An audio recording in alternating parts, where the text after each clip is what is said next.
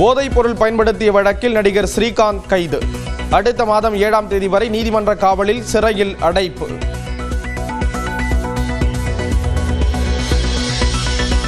போதைப் பொருள் பயன்படுத்தியதை நீதிமன்றத்தில் ஒப்புக்கொண்ட நடிகர் ஸ்ரீகாந்த் விசாரணைக்கு ஒத்துழைப்பேன் என உறுதியளித்து இன்று பிணை கோரி மனு தாக்கல் செய்ய உள்ளதாக தகவல்.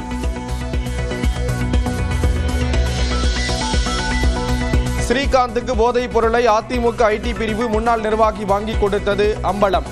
நடிகர் கிருஷ்ணாவும் போதைப் பொருள் பயன்படுத்தியது தெரிய வந்ததால் காவல்துறை தீவிர விசாரணை.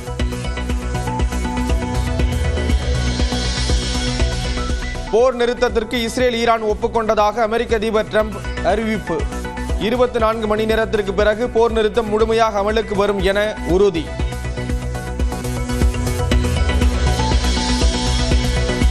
இப்போதைக்கு போர் நிறுத்தம் இல்லை என ஈரான் வெளியுறவுத்துறை அமைச்சர் மறுப்பு. போரை தொடங்கி இஸ்ரேல் தான் தாக்குதலை நிறுத்த வேண்டும் என திட்டவட்டம்.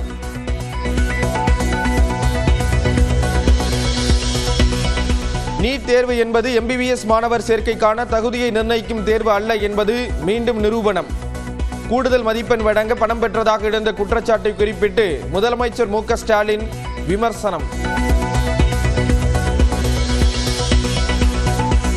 எடப்பாடி பழனிசாமி தலைமையில் இன்றும் நாளையும் அதிமுக மாவட்ட செயலாளர்கள் கூட்டம். சட்டப்பேரவை தேர்தல் கூட்டணி உள்ளிட்ட அம்சங்கள் குறித்து ஆலோசனை.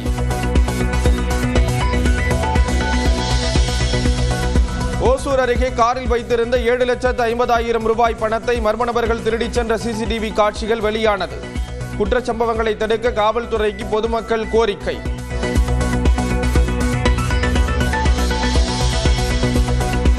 முதலாவது டெஸ்டில் இங்கிலாந்துக்கு 371 ரன்களை வெற்றி இலக்காக நிர்ணயித்தது இந்தியா.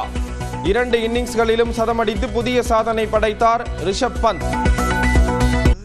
குற்றால அருவிகளில் மீண்டும் வெள்ளப்பெருக்கு ஏற்பட்டிருப்பதால் சுற்றுலா பயணிகள் நீராட தடை விதிக்கப்பட்டிருக்கிறது. இது குறித்த விவரங்களை செய்தியாளர் செந்தில் வழங்க கேட்கலாம். செந்தில், விவரங்களை பதிவு செய்யலாம்.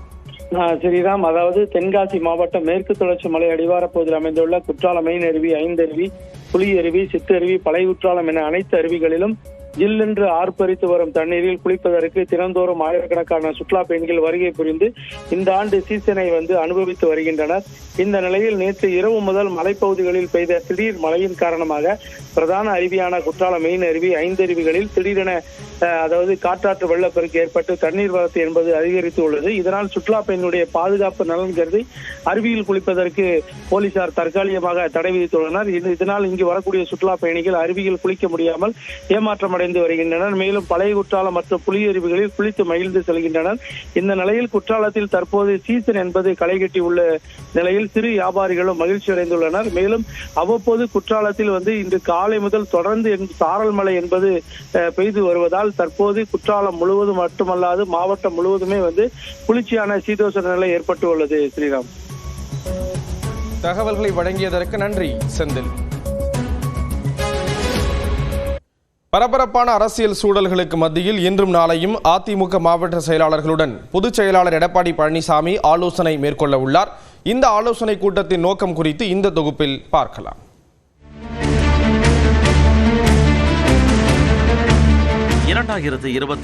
சட்டமன்ற தேர்தல் நெருங்க அரசியல் கட்சிகள் தேர்தல் பணிகளில் மிக தீவிரமாக ஈடுபட்டு வருகின்றன. அதிமுகவை பொறுத்தவரை பாஜகவுடன் கூட்டணி அமைத்து இத்தேர்தலை எதிர்கொள்ள உள்ளது. பூத் கமிட்டியில் நிர்வாகிகளை நியமிப்பது பற்றி கடந்த ஜனவரி மாதம் திட்டமிடப்பட்டு அதற்கான பணிகளை அதிமுகவினர் மேற்கொண்டு வருகின்றனர். பூத் கமிட்டியில் இளைஞர்கள் மற்றும் பெண்களுக்கு முக்கியத்துவம் கொடுக்கும் வகையில் நியமனம் இருக்க வேண்டும் என அறிவுறுத்தப்பட்டதாகவும் கூறப்பட்டது. ஏப்ரல் மாதமே முடித்திருக்கப்பட வேண்டிய இப்பணிகள் நீண்டு கொண்டே போகும் நிலையில் விரைந்து முடிக்குமாறு கடந்த மே மாதம் நடந்த ஆலோசனை கூட்டத்திலேயே நிர்வாகிகளுக்கு அறிவுறுத்தல் வழங்கப்பட்டது. இந்நிலையில் அதிமுக பொதுச் செயலாளர் எடப்பாடி பழனிசாமி தலைமையில் இன்றும் நாளையும் ஆலோசனை கூட்டம் நடக்க உள்ளது. அமைப்பு ரீதியாக உள்ள 82 மாவட்ட செயலாளர்கள், மாவட்ட பொறுப்பாளர்கள் இதில் பங்கேற்க உள்ளனர்.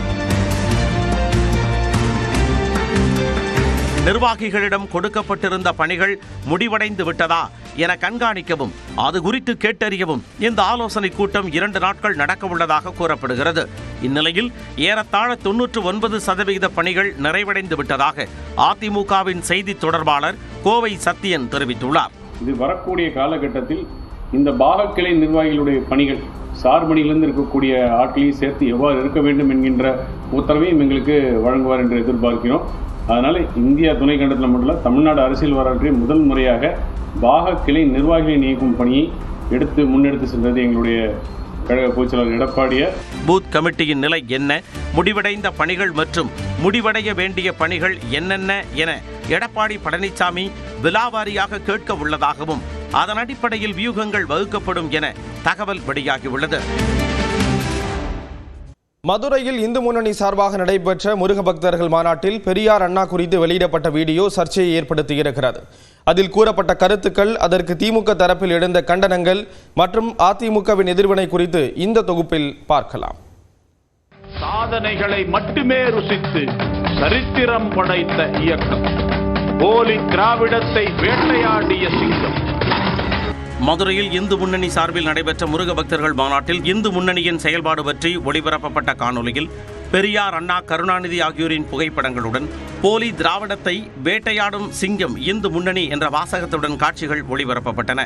அப்போது அதிமுக முன்னாள் அமைச்சர்கள் செல்லூர் ராஜு, உதயகுமார், கடம்பூர் ராஜு, ராஜேந்திர பாலாஜி ஆகியோர் மேடையில் அமர்ந்திருந்தனர்.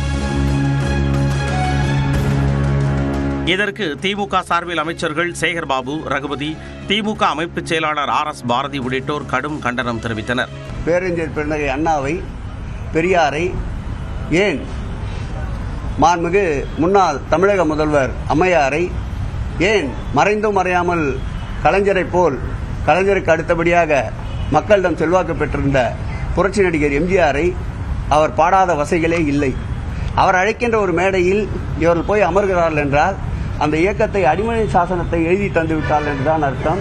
அண்ணா திராவிட முன்னேற்றக் கழகம் என்கின்ற பெயரை வைத்துக் கொள்வதற்கு தகுதியற்றவர்களாக ஆகிவிட்டார்கள். திராவிடத்தை வீழ்த்துவோம் என்று சொல்லித்தான் இந்த முருகன் மாநாட்டை நடத்தி இருக்கிறார்கள். அவருடைய கட்சியினுடைய பெயரிலேயே திராவிடம் இருப்பதை எடப்பாடி பழனிசாமி தூக்கத்தில் இருக்கின்ற பொழுது அவர் மறந்துவிட்டார். இது குறித்து அறிக்கை வெளியிட்ட திமுக அமைப்பு செயலாளர் RS பாரதி, பேரறிஞர் அண்ணாவை விமர்சிப்பதை அதிமுக ரசிக்கிறது என்றால் அவர்களது உடம்பில் ஓடுவது அதிமுக ரத்தமா அல்லது பாஜக பாசமா என்று கேள்வி எழுப்பியுள்ளார். இந்துத்துவத்தில் முற்றிலுமாக அதிமுக கரைந்து விட்டதாகவும் திமுகவை எதிர்க்கும் மாநாடு என்கின்ற ஒரே காரணத்திற்காக திராவிடத்தை இந்துத்துவாவின் காலடியில் கொண்டு போய் எடப்பாடி பழனிசாமி வைத்துவிட்டதாகவும் RS பாரதி கடுமையாக விமர்சித்துள்ளார். நிலையில் இந்த சர்ச்சை குறித்து விளக்கமளித்த அதிமுக முன்னாள் அமைச்சர் ராஜேந்திர பாலாஜி, முருக பக்தர்கள் மாநாட்டில் பேரறிஞர் அண்ணாவை விமர்சனம் செய்யும் வகையில் வீடியோவை ஒளிபரப்பியது வருத்தமளிப்பதாக இருந்ததாகவும் அதனை தவிர்த்திருக்கலாம் என்றும் தெரிவித்தார். ஆகவே அண்ணாவை வஞ்சிப்பதைப் போல புறக்கணிப்பதைப் போல ஒரு செய்தி வந்திருப்பது வருத்தம் அளிக்கிறது.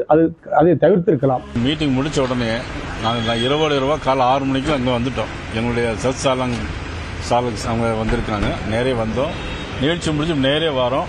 அது என்னங்கிறத பார்த்துட்டு உங்களுக்கு அடுத்த இதில் உங்களுக்கு நான் பதில் சொல்றேன். இச்சூழலில் இந்த சர்ச்சைக்கு முற்றுப்புள்ளி வைக்கும் விதமாக அறிக்கை வெளியிட்ட அதிமுக, முருக பக்தர்கள் மாநாட்டில் நிறைவேற்றப்பட்ட தீர்மானங்களை அதிமுகவை சேர்ந்த யாரும் ஏற்கவில்லை என்றும் தனிப்பட்ட முறையில் முருக பக்தர்கள் என்ற அடிப்படையிலேயே மாநாட்டில் அதிமுக முன்னாள் அமைச்சர்கள் பங்கேற்றார்கள் என்றும் விளக்கமளித்துள்ளது.